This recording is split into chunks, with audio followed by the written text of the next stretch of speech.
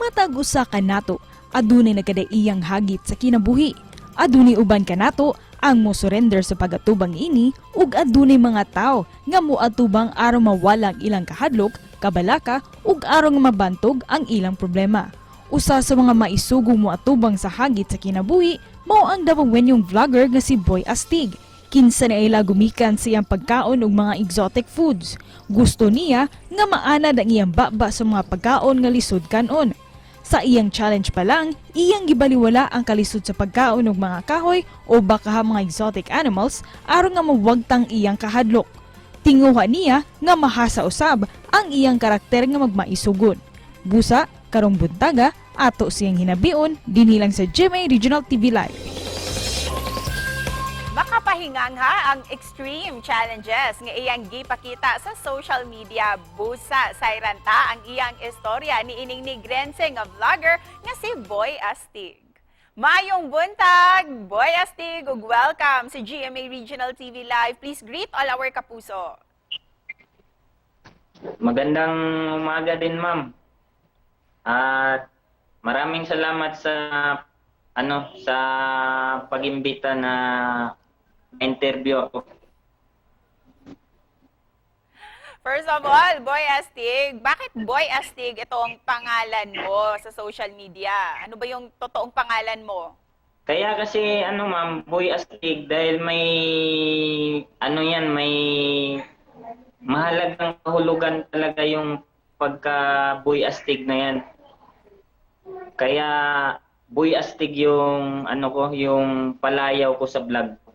Kailan ka ba nagsimula nitong pagba-vlog mo, Boy Astig? Yung kasagsagan ng pandemya. Kasi actually hindi ako taga dito, ma'am, taga Davao City. So, ako estranghero ako. Kambaser. Kahit saan ako na lugar makapunta para sa ekonomiya. Tapos nung pag-pandemic, dito ako dito ako na stranded. Kaya nung simula nun, doon ko na yung pagbablog. Etong mga extreme challenges na ginagawa mo online, bakit mo ito gustong i-post at ipakita sa lahat? Kasi ako, ma'am, yung kumbaga buringot kasi ako pagkatao. Kaya mahilig ako makipag talk to talk sa mga tao. Kaya naisip ko pagka challenging yung gagawin ko na content, maraming mag-react. Para sa'yo, sa dinaming mga challenges na pinost mo na sa social media, ano yung pinaka-challenging sa lahat ng mga challenges na nagawa mo na? Actually, ma'am, po, yung unang pandemya, pumatok kasi yung pagcha-challenge ko noon . Kasi kahit ano-ano yung mga kinakain ko, yung mga exotic seafoods, yung mga seafoods na hilaw.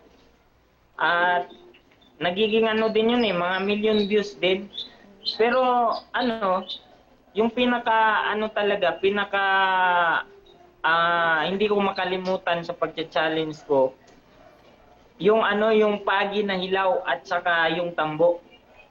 Yung kawayan, ma'am, na ginugulay.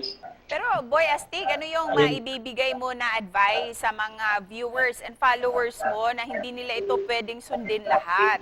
Masasabi ko sa mga viewers, sa mga followers, sa mga solid sumusuporta na yung pagbablog hindi basta-basta. For content lang ito at hindi ito basta-basta na ginagawa ng mga ordinaryong tao talaga kasi lahat ng mga pagsubok mararanasan mo yung hindi mo pa nararanasan sa buong buhay mo kasi yung karir mo dito is tulad ko mag-challenge. So lahat ng mga sumusuporta, nagre-request, siyempre gagawin po 'yon. So sa mga followers ulit sumusuporta, sa mga viewers, pag gusto nyo mag-vlog, wag nyo yan gayahin kung hindi nyo makaya. And with that, Boy Astig, ano yung mensahe mo para sa mga viewers natin na nanonood ngayon? Sa mga followers ko, mga solid sumusuporta, maraming salamat po sa suporta nyo at asahan nyo po, gagawin natin yung best natin para mapasaya kayo. Hindi naman nahahangad na mapasaya lahat. Gagawin ko lang yung magagawa ko para mapasaya kayo kahit papano. So, yun ma'am, mabuhay, God bless. Salamat at God bless, Boy Astig.